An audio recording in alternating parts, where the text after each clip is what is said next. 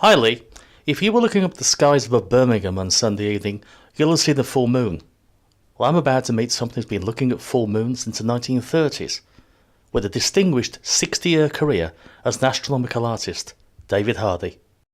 David, these are some of the illustrations that you did back in the early 1950s for a book that you intended to do with Patrick Moore, which never sadly saw print.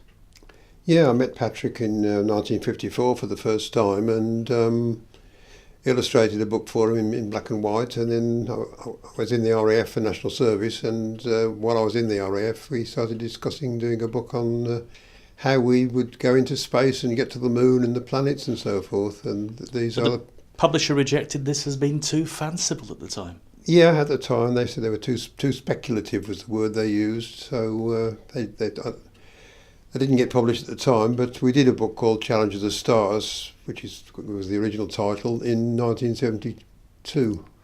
25 years later? Yeah, by which time, of course, we'd been to the moon and done lots of other things. Well, to be fair to your publisher, of course, in 1956, so we hadn't actually even got into space yet, No, not even with Sputnik. No.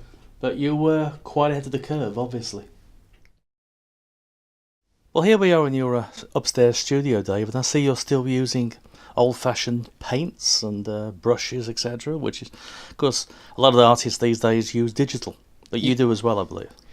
Yeah, for things like book illustrations and covers, I use the Mac, because that's what publishers want. They want me to email them the JPEGs and that kind of thing, so they can see what I'm doing, and they can make changes to it easily. But if I'm actually painting commission, I mean, people want a painting on their wall. They don't really want a digital print very often. Occasionally they do, but I still enjoy painting actually, and sloshing lots of paint on and getting my hands dirty. Yeah, the actual physical process of touching the canvas, Absolutely. bringing it and being one with your artwork, Yeah. rather than pressing a few buttons. And you're also experimenting these days with abstract work as well.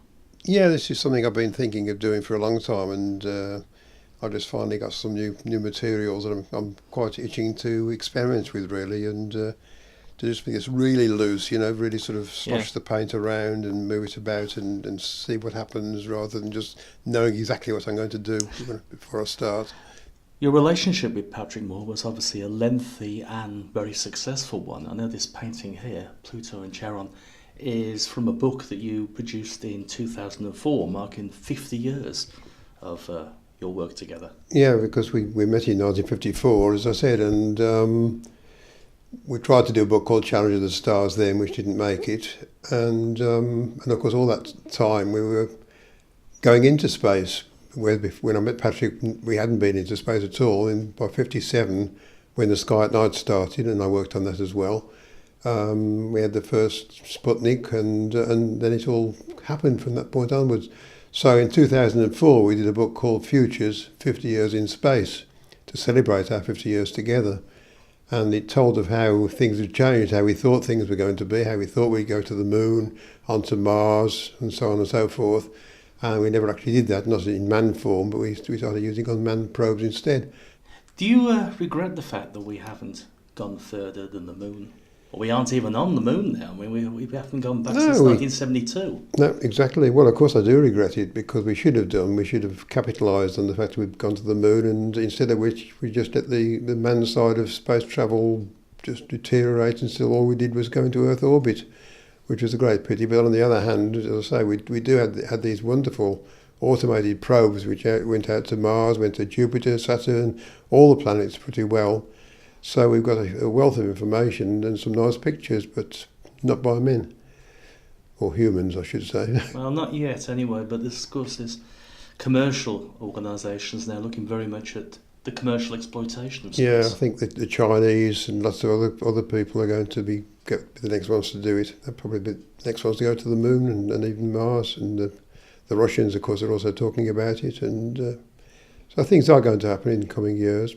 Let's hope that you get to see something further happen, something perhaps even man on Mars or woman on Mars. Well, it would be nice, yes. I've certainly given up any hope of going into space myself, but nevertheless, it would be nice to see some more men doing things there.